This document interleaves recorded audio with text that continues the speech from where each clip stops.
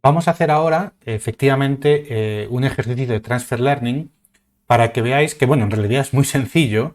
Lo que hay que tener claro es de dónde queremos sacar los pesos y a dónde queremos llevar los pesos para que esto, bueno, pues pueda ser efectivo, ¿no?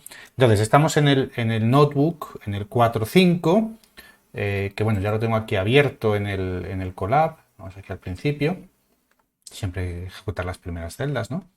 Entonces, bueno, aquí tenéis el paper que ya vimos anteriormente de image de AlexNet. Vamos a hacer una red muy sencilla como hemos hecho anteriormente, con CIFAR y vamos a transferir los pesos de la primera capa de AlexNet a nuestra red convolucional, ¿no? Entonces, bueno, aquí tenéis una copia en el propio repositorio que sale aquí cuando se replican los recursos, ¿no? Aquí en local, data, el propio repositorio, tiene una copia de los pesos de las primeras dos capas de AlexNet, ¿no?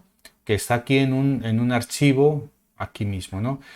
Fijaos que, bueno, también lo que vimos anteriormente, tanto dentro de las aplicaciones de Keras o con TensorFlow Hub, esto ya es mucho más fácil de hacer, pero me interesa también que veáis un poco las cosas desde más las tripas para que, bueno, yo creo que esto ayuda a tener un poquito más conciencia de cómo funcionan las cosas y a uno le vuelve un poquito más resiliente cuando empieza a encontrar problemas, errores de lo que puede suceder por detrás, ¿no? Entonces, la gente del paper puso en un sitio, de manera súper directa, súper parca, lo que es la implementación de AlexNet, que bueno, fijaos, han creado un porting a TensorFlow 2, que es como interesante. Pero bueno, esto es nuevo. Fijaos que estos son los pesos, y esto es un archivo de como 300 megas, ¿no? Porque esto tenía como 60 millones de pesos, de los cuales la mayor parte de los pesos, recordar que viene de la transición, ¿no? Entre las capas convolucionales y las fully connected. Entonces, esto tiene los pesos de todas las capas en un cierto formato de NumPy, de Python de NumPy, que bueno, hay que abrirlo, entenderlo, etcétera. Nosotros lo que hemos hecho ha sido coger esto y solamente quedarnos con los pesos de las dos primeras capas, ¿no? De las dos primeras capas convolucionales. Y es lo que tenéis en este archivo, ¿sí? Entonces, fijaos que ese es el archivo, que bueno, ocupa relativamente poco, 1,4 megas, porque fijaos que solamente son 96 filtros, que son 96, aquí lo tenéis, que son de 11 por 3 canales, ¿no? Y luego tenemos 256 filtros de 5 por 5 por 48 canales. En realidad es la mitad, porque acordaos que en el paper ellos dividían la red en dos partes para entrenarlas con GPUs distintas, pues por las limitaciones que había en la época, ¿no? Pero bueno, nosotros vamos a usar aquí los pesos de la primera capa. Nada más, son 96 pesos de 11 por 11 por 3. Entonces nosotros vamos a crear una red en la cual le vamos a transferir a la primera capa, le vamos a transferir los pesos directamente de AlexNet. Claro, para poder hacer esto, nosotros tenemos que construir una red en la cual la primera capa tenga la misma estructura, tenga 96 pesos de 11 por 11, ¿no? Normalmente es lo que uno hace, ¿no? Uno podría decir, bueno, pues transferir solamente los pesos y yo los selecciono manualmente, los pesos que no tienen información de color. Entonces yo transferiría a lo mejor todos estos pesos de aquí abajo, excepto estos dos o este y este, ¿no? Entonces yo crearía una estructura, si estos fueran, así a ojo, que parece que es la mitad, ¿no? Si estos fueran 48 pesos, no, mira, esto debe ser 48 menos 4, ¿no? Eso deben ser 44 pesos, pues a lo mejor yo crearía mi red con una estructura de 44 pesos y solamente le transfería los que yo quiero transferir, y eso lo puedo hacer perfectamente, ¿no? Pero bueno, eso los vamos a transferir todos. Entonces, eso quiere decir que la primera capa de mi red yo la tengo que crear con esta estructura para poder transferir los pesos. Fijaos, fijaos como aquí leo los pesos del fichero y fijaos como aquí en el fondo es como un diccionario que tiene para cada capa tienen sus pesos, ¿no? Entonces, cada capa tiene las dos partes, ¿no? Los pesos y los bias. Entonces, hay un bias por cada uno de los filtros, ¿no? Y aquí lo que hago es mostrar directamente cada uno de los pesos, cada uno de los filtros, perdón. Y fijaos que cada uno de los filtros es una estructura de 11 por 11 por 3, que el 3 lo vemos por los colorines, ¿no? Entonces, vamos a generar, como siempre, como hemos hecho en algunos casos previos, vamos a usar una versión reducida de CIFAR, 3 clases, entrenamiento, test, la distribución de las clases, perfecto. Y entonces vamos a generar nuestro modelo. Fijaos que la primera capa del modelo son 96 filtros de 11 por 11 por 3, y esto sabemos que es por 3 porque viene de una capa anterior, que es la capa de entrada. Fijaos cómo usamos el API funcional, y la capa de entrada tiene tres canales previos, ¿no? Y luego hacemos lo que queremos, hacemos un pooling, hacemos otra capa que ya no tiene nada que ver con la estructura que tiene AlexNet, y decidimos tener una sola capa densa antes de la capa de densa de clasificación final con Softmax, ¿no? Este NUM clases pues va a ser 3 porque solamente tenemos 3 clases, ¿no? Vamos a hacer primero el entrenamiento desde cero, que fijaos qué es lo que hacemos aquí. Bueno, aquí podéis ver la estructura de la red. Esta primera capa es la que vamos a tener con los pesos de ImageNet, de AlexNet, 96 filtros. Y aquí, bueno, lo podéis ejecutar, tarda un poquito, a lo mejor es un minuto y algo. Lo podéis ejecutar y fijaos que bien, pues tiene su cierto, vemos que el loss va bajando. Parece que se estanca un poco, parece que sigue bajando. El accuracy en entrenamiento, pues parece que va subiendo. Aquí quizá lo podríamos haber entrenado más. Y en validación, pues parece que se ha estancado un poco. Y que no hay mucho overfitting, ¿no? Vale, y sacamos aquí la matriz de confusión. El 0,53, 71, 68 es el accuracy con cada clase y el resto son los que fallan, ¿no? Listo. Entonces eso ha sido entrenar una red desde cero, como hemos hecho previamente, ¿no? La red y el punto fit. Bueno, y le ponemos los callbacks y tal porque por si queremos usar el TensorBoard para ver qué ha sucedido por detrás durante el entrenamiento. Listo. Bueno, pues ahora vamos a hacer lo mismo, pero vamos a hacer transfer learning. Fijaos cómo el getWeights me da una estructura, me da una lista con los pesos, ¿no? Los de la primera capa, la segunda capa, la tercera capa y la última capa, ¿no? Fijaos que esta es la capa de transferencia, ¿no? Que se transforma lo convolucional en lo denso, ¿no? En el fully connected.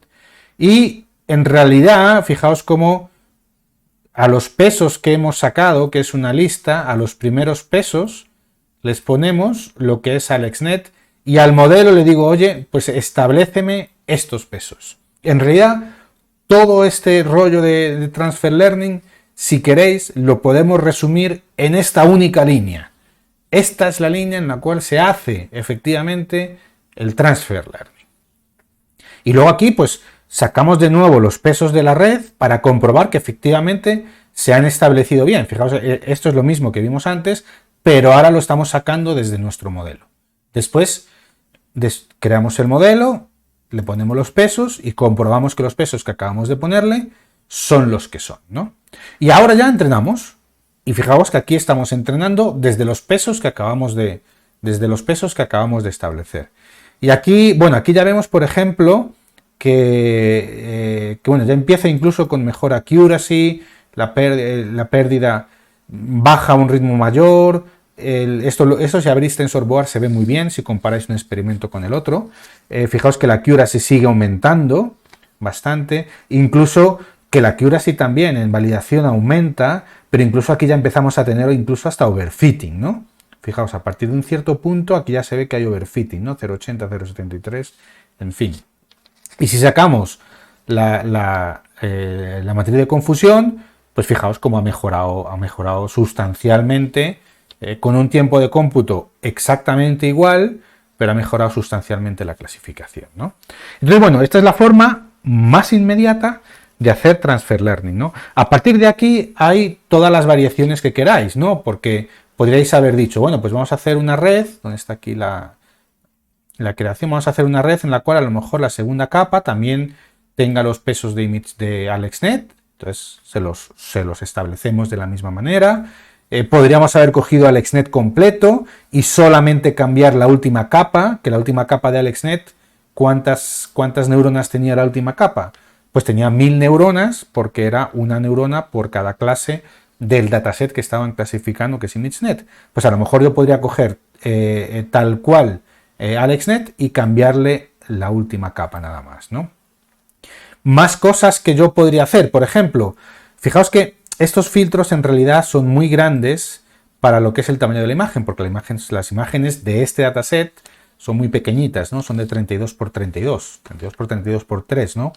Entonces, bueno, una cosa que yo podría haber hecho, a lo mejor yo podría haber decidido aquí tener 96 filtros, pero a lo mejor filtros más pequeños, y en ese caso yo lo que tendría que haber hecho es hacer una reducción del tamaño de estos filtros, que para eso yo puedo usar cualquier técnica de reducción, ¿no? Yo puedo usar perfectamente, esto sería SkyImage Resize, ¿no? SkyImage Resize, que esto lo que hace es cambia el tamaño de las imágenes, ¿no? Entonces, bien, pues yo podría coger este tipo de funciones y aplicársela a los filtros y hacer un resize de los filtros para que me quedaran de un tamaño a lo mejor más pequeño. Eso ya depende de cómo yo quiera ya de alguna manera estructurar la transferencia que hago de los pesos de un lugar a otro, ¿no? En tanto el número de capas. En esta primera capa, vamos a ver de nuevo los filtros, ¿dónde están? Aquí están. Como decía anteriormente, yo podría haber seleccionado algunos filtros, que en esta primera capa podría ser fácil seleccionar filtros porque bueno, tengo una interpretación visual de los mismos, directa, que esto es lo que se aplica sobre la imagen directamente. Los filtros de las siguientes capas son más difíciles de interpretar visualmente, con lo cual quizá no es tan fácil si yo quiero seleccionar unos u otros, con lo cual en realidad no se hace mucho eso, ¿no? Pero bueno, esto ya depende de lo que yo quiera hacer, ¿no? Fijaos que al principio, perdón que voy para arriba y abajo, fijaos que, vamos a ver, fijaos que en W yo me guardo los filtros que yo tenía anteriormente, ¿no? Yo me guardo los filtros que yo tenía anteriormente, que los saco del modelo, ¿no? Y fijaos que después de entrenar, yo saco otra vez los mismos pesos, ¿no? ¿Sí? Y comparo los pesos con los originales. Y en realidad simplemente lo resto y veo la media de los valores absolutos de las restas, ¿no? Entonces, yo veo que han cambiado un poquito los pesos, es decir, el proceso de entrenamiento los ha tocado un poquito. Que si yo los pinto, y estos son los pesos después de entrenar, porque eso ha sido después del entrenamiento, si yo los pinto visualmente son prácticamente, no se nota esta diferencia, ¿no? A veces sucede que durante el entrenamiento los pesos que yo traigo como parte del transfer learning de otra red, de otra estructura, de otra arquitectura, a veces durante el entrenamiento se pierden porque se modifican demasiado por la razón que sea, ¿no? Esto suele pasar más con los pesos que son de capas más cercanas a la salida, ¿no? Estos son los de la primera capa, con lo cual es poco probable que estos pesos se muevan mucho, ¿no? Pero bueno, aquí vemos que efectivamente se han movido. Yo puedo decidir también, fijaos, bueno, aquí es para que veáis que esto yo los puedo grabar, los pesos, y esto se graba por acá, en algún lado, vamos a ver. Aquí está el modelo, fijaos que el modelo crea un directorio, y el directorio, pues bueno, tiene todo lo que el modelo grabado para poder luego recuperarlo desde otra aplicación, desde otro notebook o lo que sea, y poder directamente hacer inferencias, es decir, el modelo entrenado grabado, ¿no? Bueno, hay un JSON también que se guarda, que es, bueno, aquí veis el modelo, hay un JSON que se guarda, que es básicamente una descripción de la arquitectura. Aquí ves las capas, bueno, es una línea solo, pero aquí ves las capas, ¿sí? Pero bueno, lo que iba diciendo, si en un momento dado yo veo que esto se me estropea durante el entrenamiento, yo también puedo evitar que TensorFlow me los modifique, ¿no? Fijaos que si yo pongo la capa, si yo le digo que no es entrenable, él no los va a modificar durante el entrenamiento, ¿no? Y aquí hacemos el experimento, fijaos que es el mismo modelo, entrenamos, que funciona funciona, quizá no tan bien como antes, pero fijaos que funciona. Yo creo que esto es parte de la variabilidad, pero fijaos que aquí llega bastante, no hay tanto overfitting, pero aquí llega bastante lejos. Interesante, del mismo orden, más o menos en validación, ¿no? Pero fijaos que si yo cojo los pesos, ahora ya sí veo que no se han movido en absoluto respecto a los originales, ¿no? Entonces, bueno, esa es otra alternativa que tenemos si vemos que nuestra red a lo mejor está modificando demasiado los pesos durante el entrenamiento como para que se pierdan, ¿no? Bueno, pues eso es transfer learning en el fondo. Veis que técnicamente es muy sencillo, es un poco ajustar los pesos de donde los queremos sacar a donde los queremos introducir, ¿no?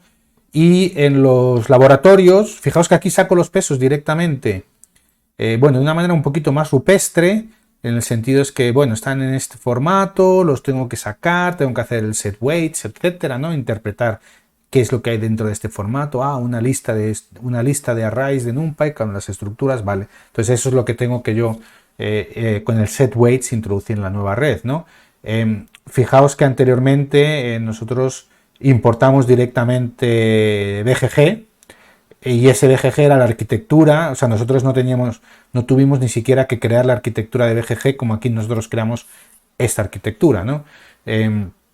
Sino que ya la tenemos la arquitectura creada y con los pesos resultado del entrenamiento que ellos hicieron, ¿no? Entonces, en esa red yo podría cambiar la última capa, en fin, manipular directamente esa red si yo quisiera, que es lo que vais a hacer en los laboratorios, ¿no? Entonces, a día de hoy es más fácil, y con TensorFlow Hub también, a día de hoy es más fácil reutilizar modelos preentrenados o entrenados con otros datasets, con todas estas facilidades que hay, sobre todo los modelos que están consiguiendo, a través de los cuales se está avanzando el campo, que están consiguiendo buenos rendimientos en las aplicaciones en las cuales se usan, que pueden ser muy costosos para entrenar, y hay una cultura mucho de hacer esos modelos disponibles, tanto en imágenes como en otro tipo de tareas.